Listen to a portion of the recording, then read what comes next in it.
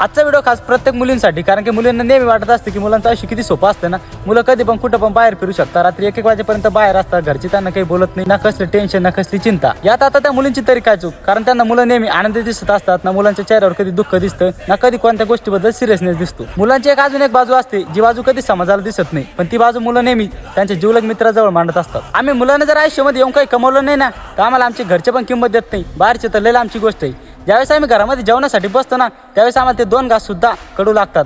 त्यावेळेस आमच्या घरचे असे काही शब्द बोलतात ना आम्हाला, त्या जागेवर जर कदाचित मुली असतात तर रडून सुद्धा मोकळ्या झाल्या असतात. पण आम्ही मुलं आहे ना, आम्ही रडू सुद्धा शकत नाही. माझ्या काय तुमच्या काय अशा प्रत्येक गावामध्ये 4-5 भिकारचोट लोक असतात, जे आम्हा मुलांना बाहेर निघल्यावर काही ना काहीतरी टोमणे देतच असतात. लोकांच्या टोमण्याचं सोडाव, आम्हाला आमच्या करिअरचं, आमच्या घरच्यांच्या जिम्मेदारीचं, भरपूर साऱ्या गोष्टीचं आम्हाला टेन्शन असून सुद्धा आम्ही काय मुलं हसत असतो. लोक कधी आम्हा मुलांना विचारत नाही तू कसा आहेस, तुझी तब्येत बरी आहेस का. लोक फक्त आम्हाला एकच वाक्य विचारतात, तू किती कमवतोस. आणि या एका ओळीमध्ये आम्हा मुलांचं संपूर्ण आयुष्य मोजलं जातं. आणि तुम्हा मुलींना वाटत असतं की आमच्या मुलांचं आयुष्य खूप सुंदर आहे. मग आता तुम्हीच आम्हाला सांगा, आम्ही हसायला पाहिजे की रडायला पाहिजे. पण तरी सुद्धा आम्ही हसत असतो. डरना तो बंदया, रुकना तो बंदया, राह पे चल बंदया.